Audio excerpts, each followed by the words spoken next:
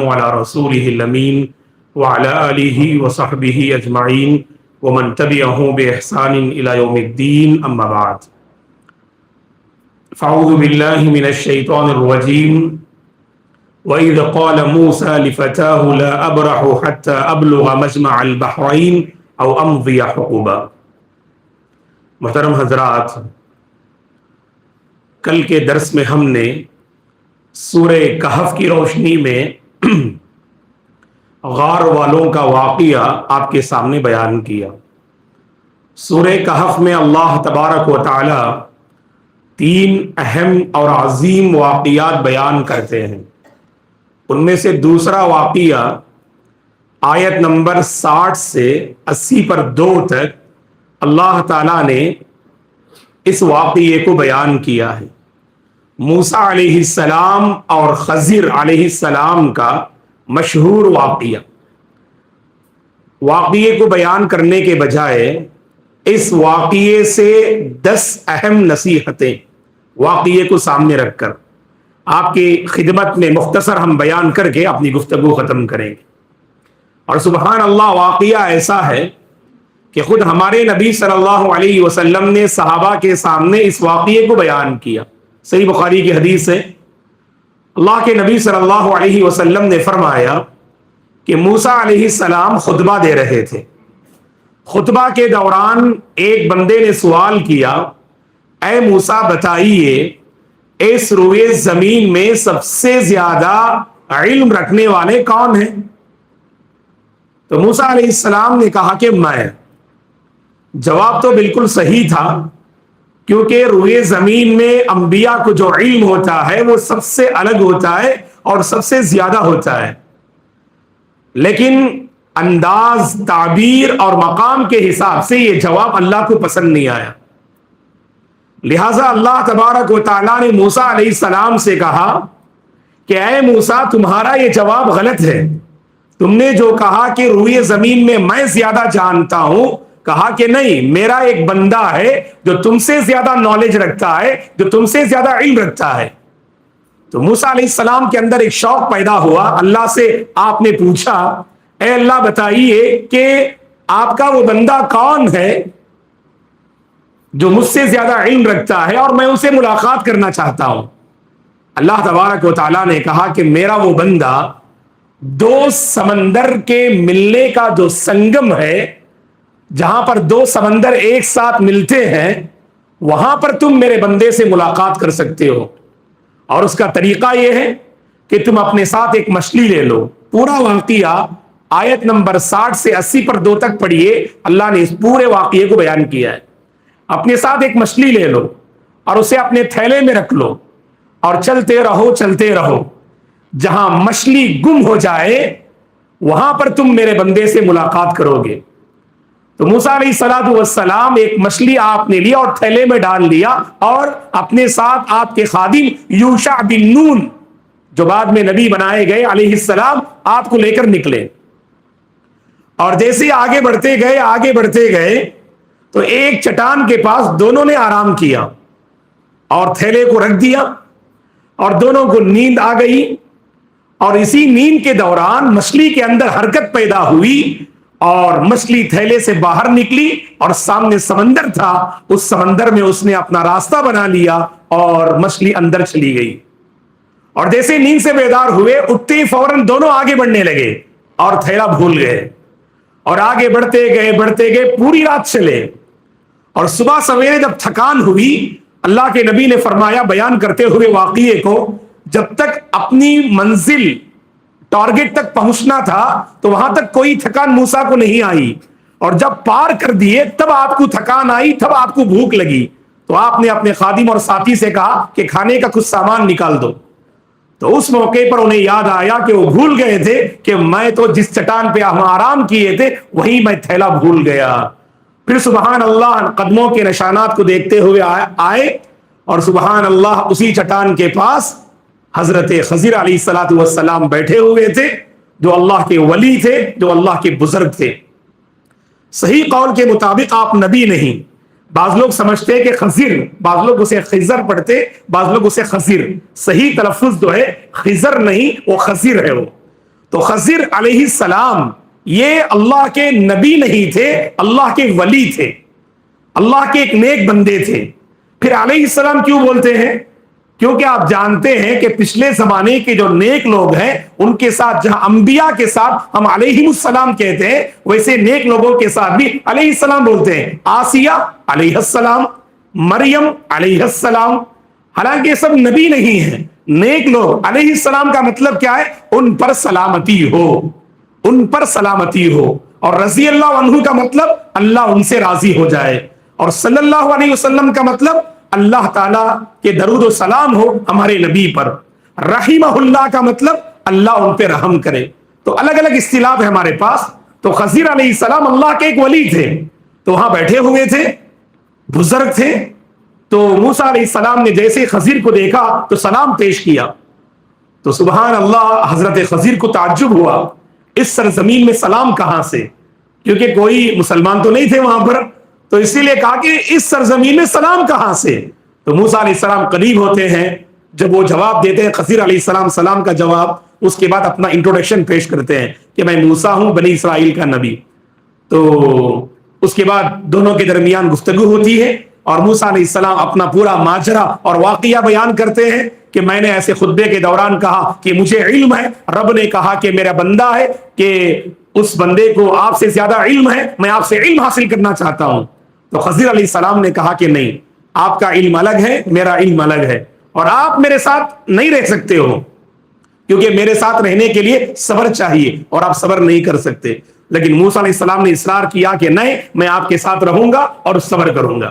آئیے اس کے بعد کا واقعہ تو آپ جانتے ہیں کہ کشتی میں سوار ہوتے ہیں، اور اچھی کشتی کو حضرت خضر عیبدار بنا دیتے ہیں، اور کشتی سے اتر کے باہر جاتے ہیں۔ ایک بچہ کھیل رہا ہوتا ہے، اس کو پکڑ کے قتل کر دیتے ہیں، اور پھر آگے بڑھتے ہیں، بستی والوں سے مہمان نوازی کا مطالبہ کرتے ہیں۔ مہمان نوازی کرنے سے وہ انکار کر دیتے ہیں، اور وہاں پر ایک دیوار دیکھتے ہیں جو بالکل جھکی اور گرنے کے قریب تھی، اور ابھی بستی والوں نے مہمان نوازی سے انکار کر دیا، تو اب اس بستی کی دیوار کو آپ جو ہے اصلاح کرتے ہوئے، اس کو سیدھی کرتے ہوئے حضرت خضر کھڑے ہو گئے۔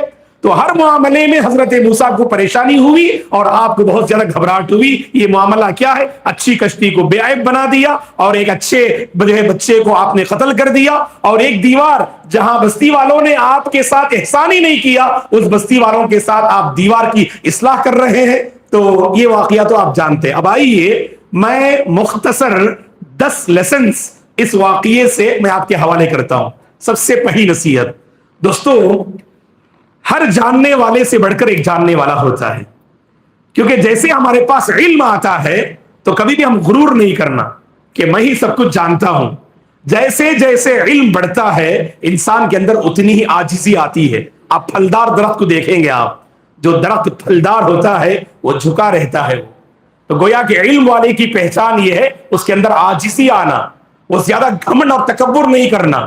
اور یہ بات یاد رکھنا، آپ کو جتنا نالج ہے، اللہ کی قسم آپ سے بڑھ کر نالج والا دنیا میں موجود ہے۔ کیا دلیل ہے؟ سورہ یوسف پڑھیے گا، اللہ نے بہترین بات بتائی، وَفَوْقَ كُلِّ ذِي عِلْمٍ عَلِيمٍ، ہر جاننے والے اس کے اوپر ایک اور جاننے والا ہے، اور سب سے زیادہ جاننے والا تو اللہ تبارک و تعالیٰ ہے۔ تو لہٰذا یہ واقعے میں پہلی نصیحت ہے۔ اور دوسری نصیحت کیا ہے؟ انسان کا مقام جتنا عظیم ہوتا ہے، بات بھی اتنی ہی عظیم ہونا، کام بھی اتنا ہی عظیم ہونا۔ جیسے جیسے آپ ذمہ دار انسان بنتے جائیں گے، آپ اپنے آپ کو بہت سنبھال کے رکھنا۔ موسیٰ علیہ السلام کا جواب صحیح ہے، لیکن آپ کا جتنا اونچا مقام ہے، اس اونچے مقام کے لیے یہ جواب مناسب نہیں ہے۔ عام انسان اگر جواب دیتا تو اللہ کو اتنی جو ہے یعنی اس معاملے میں اللہ تعالیٰ نہیں ڈانٹتے، لیکن حضرت موسیٰ کا جو مقام ہے، آپ اتنے عظیم انسان ہیں، تو آپ کی زبان سے یہ لفظ مناسب نہیں ہے کہ میں جانتا ہوں ایسے الفاظ کہیں۔ تو اس میں نصیحت کیا ہے کہ انسان جتنا اونچا ہوتا ہے، عظیم ہوتا ہے، تو اس کی عادتیں بھی اتنی اونچی ہونی چاہیے۔ اسی لیے آپ دیکھیے کہ عام انسان غلطی کرتا ہے، اور ایک ذمہ دار انسان، سوسائٹی کا ایک اہم انسان، وہ وہی غلطی کرتا ہے۔ غلطی دونوں سیم ہے، لیکن غلطی کرنے والے الگ الگ ہیں، دونوں کا مقام الگ ہے، اس لیے مقام سے غلطی کی نوعیت اور بڑھ جاتی ہے۔ فلاں نے غلطی کی، فلاں نے ایسی بات کہی، ارے وہ تو اتنے بڑے انسان ہے نا۔ تو اسی لیے دوستو، انسان کا مقام جتنا عظیم ہوتا ہے، अपना दामन उतना ही संभाल के रखना, अपना दामन उतना ही संभाल के रखना। चलिए तीसरी नसीहत, अगर आप जानते हैं कि सामने कोई खतरा है, कौम वालों को, दोस्तों अहबाब को, खानदान वालों को वो खतरे से आगाह करना। आप माशाल्लाह कोई खबर सुने, कोई नुकसान, कोई परेशानी जो फ्यूचर में ऐसा ना करने पर परेशानी होगी, आप जानकर खुद को आप सेफ कर लिया, औरों की आपने जो है फिक्र ही ना की। कहा कि नहीं, इस्लाम की तालीम यह है जहां खुद खतरात और परेशानियों से अपनी जिंदगी को बचाएंगे, वहीं पर औरों की जिंदगी को बचाएंगे। क्या है इस वाकये में, जब कश्ती पे सवार होकर जा रहे थे, अच्छी कश्ती थी, हजरत खजीर ने उसे आयबदार बना दिया, एक तख्त को जो है मार के आपने तोड़ दिया। हजरत मूसा को बड़ी परेशानी हुई, अरे कश्ती वाले तो इतने रहमदिल हैं कि बगैर उजरत और किराए के हमें सवार कर लिए, होना तो ये चाहिए कि हम और कश्ती को अच्छी बनाते। यहां तो हजरत खजीर ने अच्छी कश्ती को आयबदार बना दिया। बाद में आपने बताया अगर कश्ती अच्छी हो तो सामने एक बादशाह है, अच्छी कश्ती पर नजर पड़ते ही वो क्या करता है, उसको अपने जो है यानी कब्जे में कर लेता है, जुल्म करके उन मजदूरों की कश्ती अपने पास कर लेता है। और ये बेचारे मजदूर हैं तो समंदर में काम करते हैं, अगर ये कश्ती अच्छी रही तो पूरी कश्ती जो है इनकी वो बादशाह ले लेगा। इसीलिए अल्लाह ताला ने मेरे दिल में इल्हाम किया कि इसको आयबदार बना दे। जैसे ही बादशाह और उसके साथियों ने देखा जो कश्ती गुजर रही है ये आयबदार है, तो नजरअंदाज कर दिया और छोड़ दिया और मजदूरों की कश्ती बच गई। तो इससे पता क्या चला दोस्तों, जब सामने कोई खतरा है औरों को बचाने की फिक्र करना। मालूम है कि सामने गड्ढा है, आप बच रहे हैं, औरों को नहीं बचा रहे हैं, तो याद रखना आप भी जिम्मेदार होंगे। आज बड़ा मसला यही है, हम खुद को सेफ कर लेते, जब अपनों की बात आती है वो गिरता हुआ देखकर हम खुश होते, वो परेशान होता हुआ देखकर हम खुश होते। इस्लाम की ऐसी तालीम नहीं है, आगे बढ़कर उसे बचाइए आप। चौथी नसीहत इस वाकये से, मुझे और आपको जो अल्लाह ने इल्म दिया है दोस्तों, हजरत खजीर ने एक चिड़िया के वाकये से समझाया। जब हजरत मूसा और खजीर कश्ती पे बैठ के जा रहे थे, सही बुखारी की हदीस है, हमारे नबी ने फरमाया कि हजरत मूसा और खजीर कश्ती पे बैठे हैं, समंदर में कश्ती जा रही है, एक चिड़िया आई और चिड़िया कश्ती के एक हिस्से में बैठकर उसने चोंच मारा और पानी पीने के लिए, और उसके चोंच में पानी का एक कतरा, समंदर का एक कतरा उसके मुंह में आया। इस वाकये को दोनों देख रहे थे, हजरत मूसा भी देख रहे थे, खजीर भी देख रहे थे। तो हजरत खजीर ने हजरत मूसा से कहा, आपको जो इल्म दिया गया और मुझे तो जो इल्म दिया गया और इस कायनात में जितना इल्म इंसानियत को दिया गया, इस चिड़िया के चोंच में जो पानी का कतरा है, इस इल्म की हैसियत वही है। और अल्लाह का जो इल्म है ये समंदर है, अल्लाह का जो इल्म है समंदर है। और चिड़िया अगर उस पानी पर चोंच मारती है तो क्या पानी की मिकदार में कुछ कमी आई? तो उसी तरह से अल्लाह का इल्म है, जो उसने कायनात में इल्म को बांटा है, अल्लाह के इल्म में जर्रा बराबर भी कोई कमी नहीं आई। हकीकत में सब कुछ जानने वाला अल्लाह है। आयतुल कुर्सी में क्या पढ़ते? अल्लाहु ला इलाहा इल्ला हुवल हय्युल क़य्यूम। उसमें आगे क्या पढ़ते? वला युहीतूना बिशैइन मिन इल्मी। अल्लाह का जो इल्म है इतना अजीम है कि कोई मखलूक और कोई बंदा अल्लाह के इल्म का इहाता नहीं कर सकता, उसे अपने घेराव में नहीं ला सकता। अल्लाह का इल्म समंदर है, मेरे और आपका इल्म क्या है? पूरी दुनिया का इल्म उस चिड़िया के चोंच में जो पानी की मिकदार है, बस वही है दोस्तों, बस वही है। पर पूरा समंदर कहां और समंदर का एक कतरा कहां? तो ये जो है नसीहत है। आगे बढ़ते हैं। पांचवी नसीहत क्या है? सिर्फ अपने बच्चों पे फिक्र नहीं करना, औरों का बच्चा भी अगर बिगड़ता है उसको अपनी फिक्र में लीजिएगा दोस्तों। कभी माँ बाप अपनी दुनिया में होते हैं, बाप कश्ती पे चले गए और माँ यहाँ अकेले है, तो बस्ती वालों की जिम्मेदारी क्या है, किला वालों की, कि बच्चों पर आप नजर रखना। अगर उसकी दोस्ती अच्छी नहीं है, आप उनके घर वालों को खबर देना या आप खुद बुलाकर बच्चे को समझाना। तो ये माहौल हमारा होना चाहिए दोस्तों। कभी हम देख कर भी क्या है, मेरा बेटा है क्या? ओह मेरा बेटा तो नहीं, वो तो औरों का बेटा है, मुझे क्या है? तो बुराई में हम अगर औरों के बेटे को देखते हैं तो दिल में कोई फिक्र नहीं होती है। जब अपना बच्चा बिगड़ता है, अपना बच्चा गलत माहौल में होता है, वहां दिल रोता है औरों का बच्चा भी अगर गलत माहौल में हो, ये ईमान का तकाजा है, मेरा और आपका दिल रोए, मेरे और आपके दिल में वो फिक्र आए। इस वाकये से क्या हमें सबक मिलता है? जब आप कश्ती से उतर के आगे जा रहे थे, एक बच्चे को आपने देखा जो खेल रहा था, हजरत खजीर पकड़े और ऐसा घूसा मारे कि वो सुभान अल्लाह बच्चा वही मर गया। और जब बाद में आपने बताया, अल्लाह की तरफ से आपको ये बात बताई गई कि उनके माँ बाप, बच्चे के माँ बाप बहुत नेक हैं और ये बच्चा बहुत सरकश है, आगे चलकर ये अपने माँ बाप के लिए खतरा बन सकता है, सोसाइटी के लिए खतरा बन सकता है, तो इसीलिए अल्लाह की तरफ से हुक्म हुआ उसे कत्ल कर दे। नाउजुबिल्लाह, बच्चों को कत्ल नहीं करना, मारना भी नहीं। कभी ऐसा होता है कि अपने बच्चों को प्यार से समझाते और उनको बच्चों को सिर्फ मारना, सिर्फ डांटना, ऐसा नहीं होना चाहिए दोस्तों। लबो लहजा बहुत प्यारा हो, हमारा अंदाज इतना प्यारा हो, बच्चों के दिल में हमारी बात उतर जाए, शायद के उतर जाए तेरे दिल में मेरी बात। ऐसा अंदाज इख्तियार करना चाहिए और ऐसी फिक्र करनी चाहिए कि बच्चा हमें देखकर करीब हो। कभी हमेशा बड़े ऐसा डांटते हैं ना, आप आए तो बस वो अपना रास्ता बदल लेते, आप उधर से गुजरे तो आपसे मुलाकात करना ही नहीं चाहते, क्योंकि हमेशा कड़वी जो है बात कहते आप। कड़वी बात का मतलब बच्चों के पास वो कड़वी बात है, हालांकि बात अच्छी है आपकी, लेकिन उसमें अंदाज आपने कड़वा इख्तियार किया। बात अच्छी है, अंदाज कड़वा है, आपकी बात बेअसर है। बात अच्छी है, अंदाज निराला है, अंदाज निराला है, अंदाज प्यारा है, वो बात दिल में उतरती है। इसलिए मैं बड़ों से अपील करूंगा, हमेशा सख्ती से मुआमला नहीं करना, हमेशा डांटना नहीं।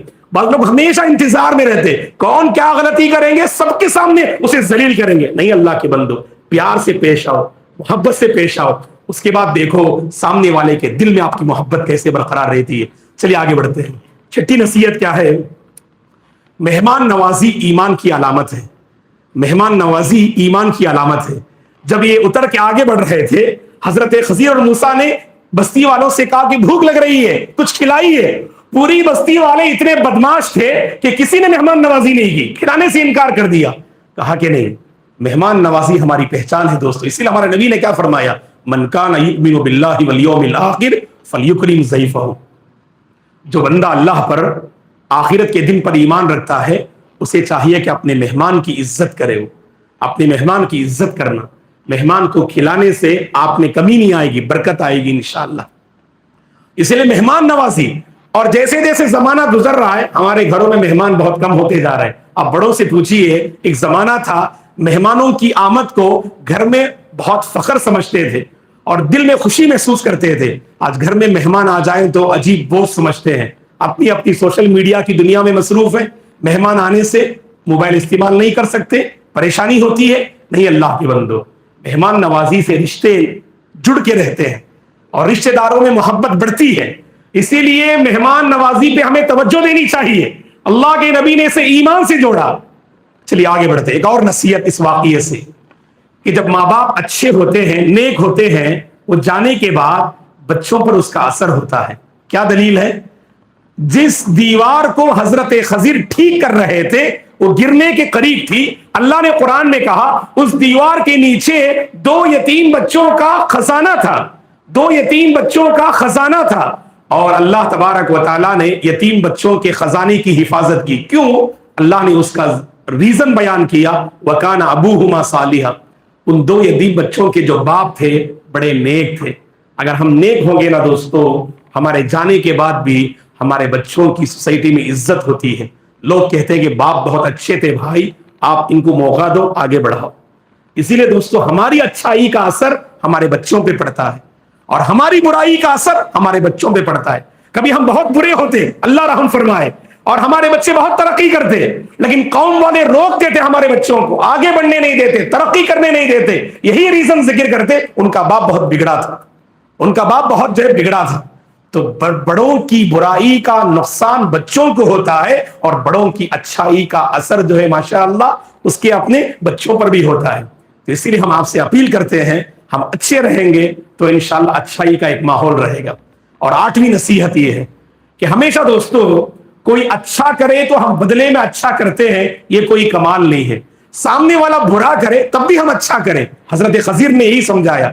हालांकि बस्ती वाले भूख लग रही है, हजरत मूसा को, हजरत खजीर को खाने का कुछ इंतजाम नहीं किया। हम और आप होते, अरे ये बस्ती तो ऐसी है तबाह हो जाए, बद्दुआ दे के निकल जाते, लेकिन हजरत खजीर ने वैसा नहीं किया। حضرت خضر نے کیا کیا؟ جن لوگوں نے ان کے ساتھ برا معاملہ کیا اس بستی میں احسان کی بیج آپ نے بوئی، احسان کا درخت آپ نے لگایا۔ یہ ہونا چاہیے ہمارے اندر۔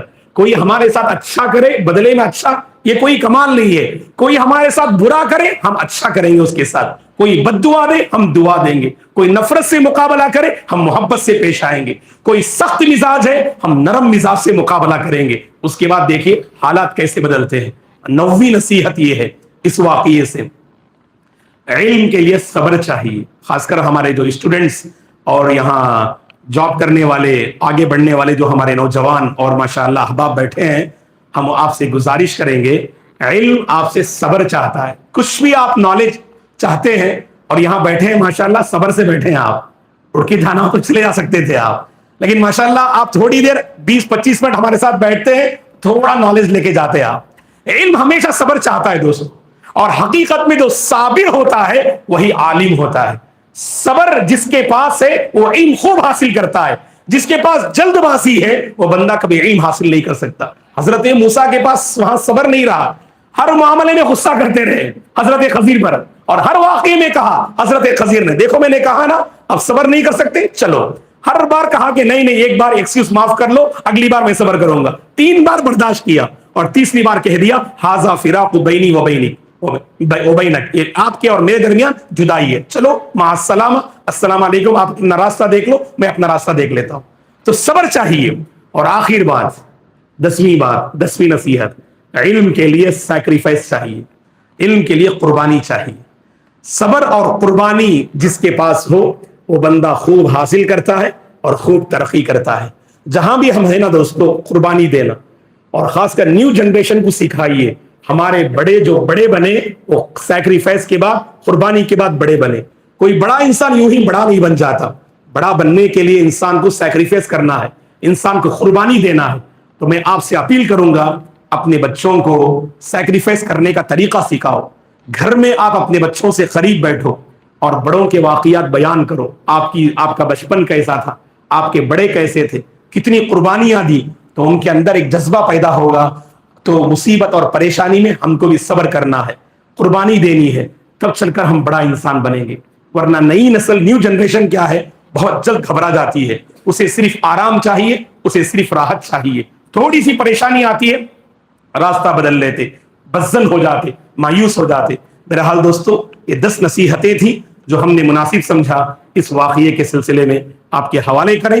اللہ سے ہم دعا کرتے ہیں اللہ تبارک و تعالی مجھے اور آپ کو صحیح علم حاصل کرنے کی توفیق عطا فرمائے، علم کے ساتھ عاجزی والی زندگی اللہ ہم سب کو نصیب فرمائے، تکبر اور گھمنڈ سے اللہ ہم سب کی حفاظت فرمائے، ایک دوسرے کی قدر کرنے کی اللہ ہمیں توفیق عطا فرمائے، ایک دوسرے پر رحم کرنے کی اللہ ہم سب کو توفیق عطا فرمائے، ہم اپنے بچوں کے ساتھ قوم کے، خاندان کے بچوں کی فکر کرنے کی اللہ ہم سب کو توفیق عطا فرمائے۔ اللہ تبارک و تعالی ہمارے بچوں کو نیک اور دیندار بنا دے، اللہ ہمارے والدین کو پرہیزگار بنا دے، اللہ ہمارے بڑوں کو متقی اور پرہیزگار بنا دے، اللہ ہمارے بڑوں کو رول ماڈل بنا دے، اللہ ہمارے چھوٹوں کو بڑوں کی قدر کرنے کی توفیق عطا فرمائے، اللہ ہم سب کو مہمان نوازی پر توجہ دینے کی توفیق عطا فرمائے، برائی کا مقابلہ اچھائی سے کرنے کی اللہ توفیق عطا فرمائے، نفرتوں کا مقابلہ محبتوں سے کرنے کی اللہ توفیق عطا فرمائے۔ اللہ تعالی ہم سب سے راضی ہو جائے، اللہ تعالی ایسی پاک باز زندگی عطا فرمائے کہ اس دنیا میں بھی اللہ تعالی ہم سب کو عزت والی زندگی عطا کرے، اور انتقال کے بعد بھی اللہ تعالی ہم سب کو اونچی رفعتوں والی اور بلندیوں والی زندگی اللہ ہم سب کو نصیب فرمائے۔ اللہ تعالی ہماری آخرت کے مراحل کو آسان فرمائے، جہاں کہیں لوگ پریشان حال ہیں اللہ سب کی پریشانی کو دور فرمائے، آپس میں ایک دوسرے کو سمجھتے ہوئے زندگی گزارنے کی اللہ ہم سب کو توفیق عطا فرمائے، جو بیمار ہیں اللہ ان کے حق میں صحت اور عافیت کے فیصلے فرمائے، اللہ تعالیٰ جو مقروض ہیں انہیں قرض ادا کرنے کے راستے ان کے حق میں آسان فرمائے، جو بے روزگار ہیں روزگاری کے راستے اللہ ان کے حق میں آسان فرمائے، جو روزگار ہیں اللہ ان کی روزگاری میں برکتیں نازل فرمائے، ہم میں سے جو جس میدان میں بھی پریشان حال ہے اللہ تعالیٰ سب کی پریشانی کو دور فرمائے، امن والی، سکون والی، چین والی زندگی اللہ ہم سب کو نصیب فرمائے۔ ہمارے بھائی اور ہماری بہنیں جو گلف کنٹری میں ہیں، جو وہاں کے احباب ہیں، جو رمضان میں پریشان ہیں دشمنوں کے معاملات کو لے کر، اللہ وہاں امن کے فیصلے فرمائے، ان کے جان و مال کی اللہ حفاظت فرمائے، اللہ ان کے حق میں سکون کے فیصلے فرمائے، اللہ ان کے حق میں عافیت کے فیصلے فرمائے، اللہ ہم سب کو ایمان پر باقی رکھے اور ایمان پر خاتمہ نصیب فرمائے، آمین۔ اقول قولی هذا واستغفر الله لي ولكم ولسائر المسلمين من كل ذنب فاستغفروه انه الغفور الرحيم۔ سبحانك اللهم وبحمدك اشهد ان لا اله الا انت استغفرك واتوب اليك۔